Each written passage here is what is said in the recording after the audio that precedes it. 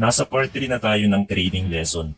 In this video, we will talk about financial market and trading instrument.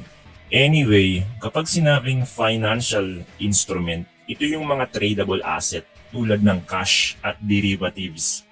Mga bagay na may value at pwedeng ipagpalit sa pera tulad ng gold at silver. Mga kasulatan o dokumento na nagpapatunay na ikaw ang may-ari ng isang business at iba pa. Malawak ang sakop ng financial instrument. Pero sa madaling salita, mga bagay na pwedeng i-trade. Saan dito papasok ang cryptocurrency? Ang cryptocurrency ay maituturing na makabagong digital asset, isang uri ng pananalapi na tumatakbo sa internet. Marami pang hindi nakakaalam kung bakit napakahalaga ng pagkakaimbento ng cryptocurrency. Hindi ito ordinaryong digital currency lang na centralized. Kung gusto nyo ito malaman, kailangan maunawaan nyo muna ang history ng monetary system na ginagamit natin ngayon. Punta naman tayo sa mga uri ng market kung saan pwede tayo mag-trade. Ito ay makikita natin sa mga trading platform. Bibigyan ko lang kayo ng overview kung ano ang mga ito para magkaroon tayo ng kaunting idea. Kasi normally yung mga newbie traders, hindi nila alam ang mga ito. They just log in and trade. That's it. Pag tinanong mo kung ano ang spot market, ano ang derivatives, they don't know. Kasi wala silang proper understanding about trading. Kaya kung panonoodin mo ang buong trading course, you will be better than them. This information is free but full of value. Okay? First, spot market. According to Wikipedia, ito yung financial instrument na kapag nag-trade ka ng asset, ito ay makukuha mo agad or immediate delivery. Ang magandang halimbawa dito ay ang forex market, kung saan nakikipagpalitan ka ng iba't ibang uri ng pera from US dollar to pound, peso to Canadian dollar, etc. Ang spot market ay makikita din sa mga popular na cryptocurrency exchanges na kung saan pwede kang mag-trade ng iba't ibang uri ng cryptocurrency. Ethereum to Bitcoin, Tron to Bitcoin, at marami pang iba. Let's say mayroon kang Bitcoin at gusto mo bumili ng Ethereum. Gusto mo mag-hold ng Ethereum. Ang financial instrument na kailangan mo gamitin ay ang spot market. Ipapalit mo lang ang Bitcoin mo para sa Ethereum sa tulong ng spot exchange.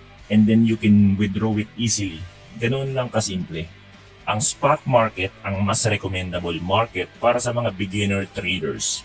Sa part 5 ng lesson, ituturo ko sa inyo ang mga galawan sa spot trading. Dito muna tayo magfo-focus sa spot trading kasi kapag nagamay mo na ito, madali ka na lang makakapag-adapt sa ibang mga instrumento ng trading. Margin trading. Ito yung method ng pagtitrade na pinapayagan ang isang trader na manghiram ng dagdag puhunan para makapag-enter ng mas malaking position sa trade. It means, kung maliit lang ang kapital mo, magkakaroon ka pa din ng chance na makapag-trade ng mas malaki sa account balance mo. Not ideal for beginners. Ang gumagamit nito ay yung mga matatagal nang nagtitrade. Derivatives market. Ito naman yung financial asset na nagbabase ang value sa ibang bagay. Ang mga halimbawa nito ay stocks, bonds, commodities, market index at cryptocurrencies. Normally, ito yung mga kontrata between multiple parties. Ang mga derivative products ay yung future contracts, options, at swaps. Ito rin ang isa sa pinakamalaking market sa financial sector. Ngayon, marami na rin sa trading platform ng cryptocurrency market ang may derivatives, like futures and options.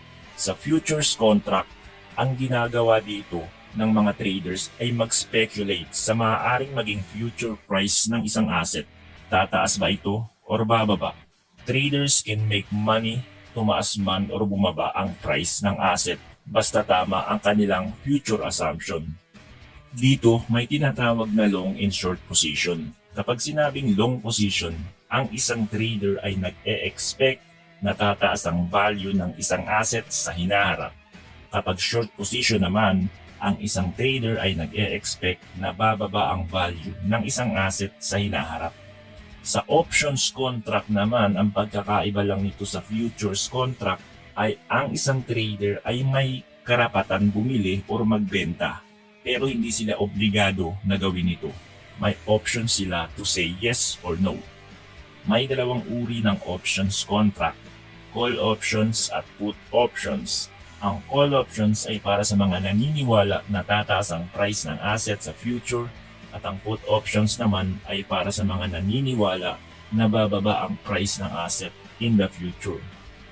As a beginner traders, hindi tayo magfo-focus sa futures or options trading.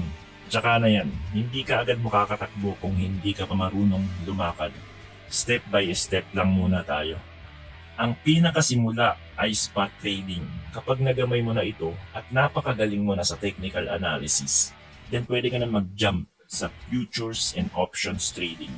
Matagal ang learning curve bago maging isang profitable traders, pero depende ito sa determinasyon mo. Mayroon ako nakikita 6 months lang magaling na mag-trade, pero bibihira yung ganun. Depende sa passion at determination. Ang importante dito, hindi ka nagmamadali at handa kang pag-aralan ang mga bagay na kailangan mo matutunan. Anyway, sa next video, ang pag-aaralan natin ang trading platform common terms and overview. Ituturo ko kayo sa uri ng trading platform na gagamitin natin. And that is the video for today.